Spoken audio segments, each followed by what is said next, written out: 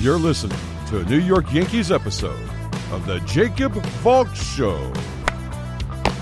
He's breaking down the team's latest goings-on as only he can. Follow him on Twitter @RealJacobValk. Here he is, Jacob Valk. Hello, Yankees fans! Welcome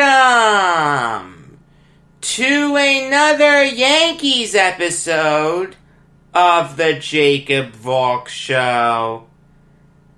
I am Jacob Valk, here to talk to you about one of the worst teams in all of sports right now. There is no other way to say it. They are playing like unmitigated garbage. They have lost 13 of their last 18. I mean, when you lose 3 out of 4 to the Orioles and only score 5 runs in your last 3 games against them, you're in trouble. I mean, thank God for the Mets bullpen being anemic. Otherwise, this team would be so much worse off, it's not even funny. I mean, you take a look at that team right now. Who scares you? Voit, LeMahieu, and Urshela. If that's all you have going for you, you're not going to win too many games. Hicks is dreadful. He stayed healthy, which I give him credit for. Granted, there's still time, but it seems like he's going to stay healthy. Good for him. But having said that, he's only hitting .206. Gary Sanchez, who I have defended numerous times, is hitting .130. I still like Sanchez. I don't want to get rid of Sanchez unless you can get someone who's a clear upgrade. I'm not willing to write him off based on this farce of a season. Brett Gardner is hitting .180. Gleyber Torres is hitting .232. Mike Tauchman is hitting .244. Mike Ford is hitting .141. It has gotten to the point where Eric Kratz looks like he's one of the Yankees' best hitters right now. Eric freaking Kratz. All due respect to the man, and he seems like a nice guy. But he cannot be your best hitter, or one of your best hitters. I mean, hell, I'll give Clint Frazier credit. He's hitting .275. He's third in on-base percentage for the team behind just Stanton and LeMahieu. I'll give him credit. It looks like he's proving me wrong. Now he has to keep this up for a longer period of time than just 21 games, but I give him credit. As of right now, he's playing really well. The pitching has been a major disappointment. Garrett Cole has given up a home run in every single one of his starts. Masahiro Tanaka is only 1-2. J. Happ is useless. Jordan Montgomery has a 5.76 ERA. James Paxton is dreadful. The guy can't stay healthy. Way to give away Justice Sheffield for nothing, Cashman. And you take a look at that bullpen, every single one of their relievers have given up games recently. Green, Holder, Ottavino, Britton, Chapman. It's getting to the point where Luis Cessa looks like their best pitcher. I mean, Sessa's having a good season, but my God. Maybe Cashman was right not to do anything at the deadline. At the end of the day, if the ship is sinking and it has a million holes, there's really not much you can do to stop that ship from sinking. I mean, it seems like the Yankees are going to make the playoffs. I forgot about this last week, the expanded playoffs, so it seems like the Yankees are in a good spot. The way the Major League Baseball is doing it is the top 2 teams in each division are making the playoffs. So let's just focus on the American League here. As of right now, that would be the Rays, Blue Jays, White Sox, Indians, Athletics, and Astros. There are also 2 wild card spots. As of right now, they would go to the Twins and the Yankees. But the Yankees do not have a stranglehold on that spot. They're only 2 games ahead of the Orioles and Tigers. And they're only 3 games up on the Mariners. If the Yankees keep this up, and one of those teams go on a crazy run, I mean, the Mariners have won 5 straight.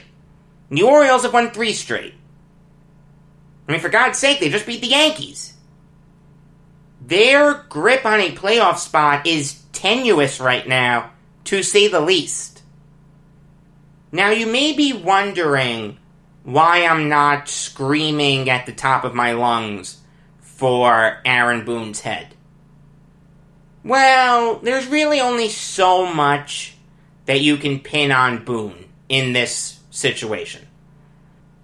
I mean, realize, this is a really tough season to manage. Alright, you get all amped up during spring training, then you go on a 4-month pause, and then you have to ramp yourself up again for a 60-game sprint. I mean, the Yankees are 21-19 right now. If they started out that way, and we still had 122 games left to go, there would still be people upset, but there would be a lot of talk for cooler heads to prevail. Boone isn't getting that benefit here for something out of his control. Now, I understand that there are a lot of teams that are succeeding under the same conditions that the Yankees are under right now. The Dodgers are 30-12. The Rays are 28-13. The White Sox are 26-15. I get that. But realize, those are younger teams than the Yankees. This season is built for the younger teams. They always thrive in shortened seasons. Older teams like the Yankees, yeah, they're gonna struggle. Because their bodies are so used to a certain regimen that once you alter it, it's really tough to get yourself back into shape. There's really not much Boone can do there. More to the point, if the Yankees don't make the playoffs this year, are you really that upset over it? This is a joke of a season anyway. I mean, I'm having a tough time turning on the games and getting into them.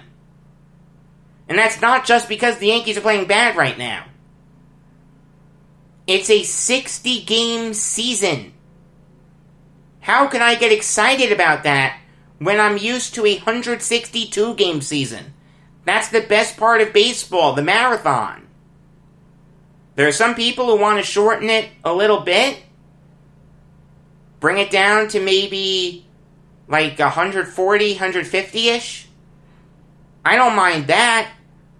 But they're not removing over 100 games from the schedule. That's a joke.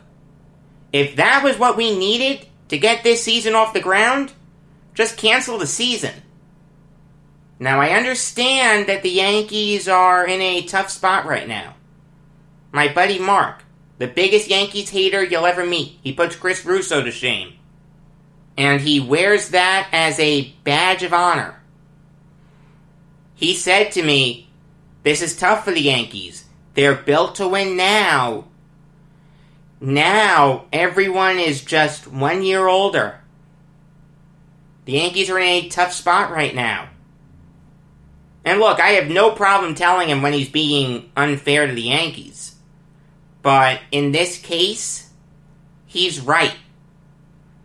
I understand that seeing guys like Cole and Judge and Stanton and LeMahieu get older, when you're not anywhere close to being a World Series threat, is a tough pill to swallow.